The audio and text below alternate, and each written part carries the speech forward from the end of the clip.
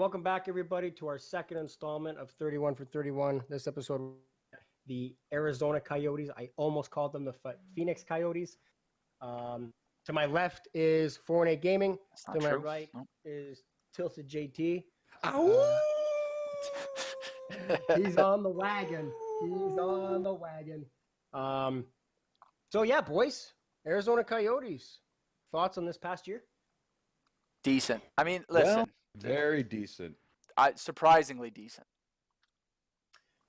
For me, they were gradual, right? Like 2 years ago, they were fucking bought league. They brought in their new young GM. They made some early moves. Now you're kind of starting to see them turn the page a bit. Finished with 86 points. Surprisingly, goals for, well, not surprisingly, goals for, they were 28th in the league, but surprisingly for me, goals against, 5th. Yeah. That's huge. Yeah. Yeah, huge. that's the system that Rick Tocchet going there for the team, right? Yeah. But my biggest thing is this team last year should have made playoffs, and Colorado had no chance. But then Arizona, with 10 games left, they just decided, we're gonna mail it in. Yep. Colorado went on a 7-1-2 run to end the season, and they made the playoffs. Right? Tough. Arizona had all the control in their hands. Yo, okay, you guys tell me what is the main issue after you hear these numbers. 28th in goals for per game, 26th on the power play, 5th on goals against, and 3rd on the penalty kill. I think we can agree that their defense is pretty stellar. They actually are tied for 1st penalty kill with Tampa and Columbus. Oh, well, there you go. That's even better. So, yeah. So, clearly, getting the puck out of their net is not the issue. It's putting it in the other team's net. Mm-hmm. And, I mean, listen, they went out and got Kessel for a reason. So, hopefully that fixes part of the problem. You got At least Kessel. on the power I think play, you got Carl Soderberg, who gives you a really strong third-line center, maybe even a second-line winger, depending on injuries and whatnot. But, yeah, they got to step up offensively, definitely. Yeah. That's tough. So that makes they also picked up last year Nick Schmaltz, correct? They traded Strome, right? Schmaltz to the Blackhawks. So there's your second-line center. Mm-hmm. Eric Stepan's going to lead them. Another huge point last year that a lot of people seem to forget about Arizona is they had almost 380 man games lost due to injury, and they still almost made the playoffs. That's how incredible their season was last year. And you know what? I was actually looking at their schedule last year. In the month of January, they had 2 OT losses, and they lost 2-1 to the Habs once. So there's your 4 points made up right there. So, like, in the grand scheme of things, they can't think like that. Like, oh, okay, we lost a game here, whatever, we'll get the next one. You got to be fucking crying about that lost 1 or 2 points, because in the end, as you saw this year, they fucked it up. Yep. It was their own fault. So yeah. It's crazy how a game in November or a game in October can cost you a playoff spot. Yeah, for sure, man. That's just the parity of the NHL nowadays. It's always so tight at the end of the year. You can't afford to give up points, you know, especially when you're catching a team on a back-to-back night, or you're catching a team on 4 and 7 or something like that. Yeah. Oh man, I've always been a fan of Arizona to a certain extent. The last year was definitely, like, I watched a couple games, and it was probably the most excited I've been watching them. Right. You know, they're a young team. Like, you can't, I don't know, man. You can't expect them to be, pulling out miracles when last year who was their best player? Was it Keller? I don't even know if he was their. Yeah, it was Clayton Keller. Yeah. I mean, Clayton listen, Keller. man. The kid's in his second year. Yeah. And he's your best player.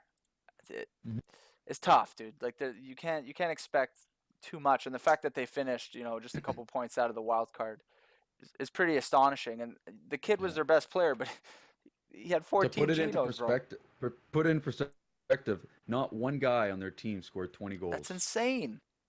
Right? Not one guy scored 20 goals. And they finished that close. So you just got to think, if a guy like Kessel can come in, bury 30 to 35 like he normally does, he just goes out, plays golf, has a couple hot dogs, just shows up to the rink and scores 35 for fun. You're looking at a team now. But they need to change something. I don't know if it's the system, if it was the core guys they had last year. Because you look, they had a guy like Alex Galchenyuk who in Montreal almost scored 30 goals twice, I think. So the potential was there. It just didn't produce, right? So I don't know. And when your defenseman is a second leading scorer on your team, I was at just gonna say 44 points, he has as many goals as the top point getter on your Yeah. team. Like, come on. Yeah. You're a joke. Tough. Tough indeed. Tough How do you indeed. guys feel about the goalie situation there with Darcy Kempfer and Antti Ranta? I think they did okay. Like, I think they did okay as well. I think it speaks for itself, right? Like, fucking fifth in the league goals against. Mm-hmm. That's a part of it is their system defensively, but goalies have to be your best guy, right? Yo, Almost five Right. shutties. He got 5 shutties. Yeah. And I think in the new NHL, what we're seeing most out of a lot of teams these days is the split. So a 50-30 or a 45-45, something along those lines. You know. Yeah, quick math. It's not our strong suit. Quick math, yeah. 45-45. 90. We're extending the NHL season by 8 games. Hey, well, maybe if they had those extra 8 games, they would have made the peel-offs, but maybe. too bad they don't exist. Peel-offs. Looking at 2019, 2020, what do you guys think going into this year? I think they might push the envelope and get just as close as they did this year. I'm not sure that, a guy like Kessel is gonna take him over the top though. He might add some offense, but do you really expect their defense to be just as good as last year's? I don't know. Same with the goaltending. Like, was it a one-off? Like, it's hard to tell. So I really don't think they'll have quite enough unless they're able to really get into that positive differential for goals for, goals against, and really kind of overstep where they've been the last couple of years. Right. I think it's a big ask for them to try and repeat what they did last year defensively. And if they're not able to produce goals, like Larry said, it's going to be tough for them to get in. But I could honestly see them maybe slipping in a wild card spot because I don't think the Dallases of the world, or even it's surprising that Calgary finished first in the division, but I see a rough season this year. I don't know. There's just something about that team that doesn't feel all that positive right now. But I guess we'll see. But like you said, I think they're going to push hard. They might battle for a wild card, but I don't think maybe they're going to get in again this year. Yeah, they got to club up some of these games here, and everyone can talk as much as they want, but if they don't do it, then it's another wasted year, right? So, prospects or key guys that you think are going to be able to help them get into the playoffs. I think it's pretty easy. You got to look at either Phil or you got to look at Clayton Keller. Yeah, Clayton Keller's got to have his year where he just break 25, dude. Break 25, yeah. Because Phil's going to hit 30. You need another guy to get 25. You need production. Even a Vinny Hinostroza. Yeah, I was just gonna say I liked him last year, man. I liked that guy. Yeah. One prospect that I did actually enjoy watching was Barrett Hayden. He had 66 points in 39 games last year for the Sioux. Not saying he's going to come in this year, but watch out for him maybe in training camp to at least push the envelope a little for these guys that are there, right? Like, they might think they're already. Like, dude, fuck, if you know Rick Tocchet, fuck, he wants everyone to give it 110%. Yeah. So look for him in training. Maybe he makes it. Maybe he plays his I think it's 9 games out of camp. Like I think 9, yeah. So, you know what? Maybe he can help him get a few wins early on. And yeah, I think Arizona. I think actually, if there was one team to come out of the playoffs that were last year, I think it's San Jose. I don't know. For some reason, I have a feeling like they only had 101 points. And if you look at it, like, I don't have the stats on them exactly, but they weren't very good power play or penalty kill. So if Arizona can keep their penalty kill and the puck out of their net this year and maybe put in 20 to 30 more goals, I think they're right there. Yeah, but bro, right there.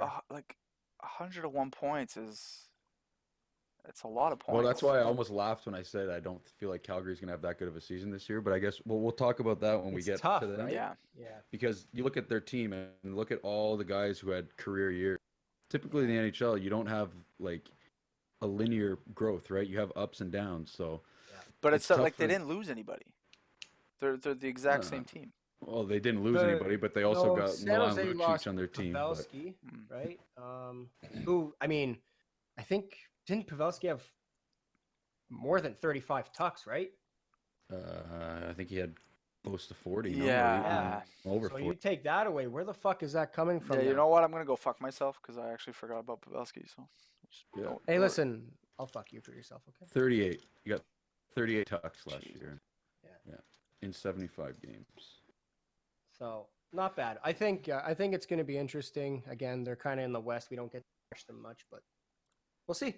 Same Yeah. story every year. Seriously, every time we talk about Arizona, we have no idea Yeah. where to place them. So Yeah. for them, they're one of the few teams where you just kind of wait and see, and they could go up or down. I don't think we'd be surprised of either. So You know what? I'm gonna go fuck myself too. I'm gonna say they stay exactly where they are because they have not moved in fucking 8 years, and every year we come back just like Edmonton saying they're gonna be better. So I can shove it up my ass and I'll enjoy this one. up the ass. Yeah. Okay. All right. Asshole. All right. Let's wrap this one up here. All right. This show was brought to you by Jack Daniels, helping Laird, Todd, and I get out of bed in the morning. Bye. Oh, fuck.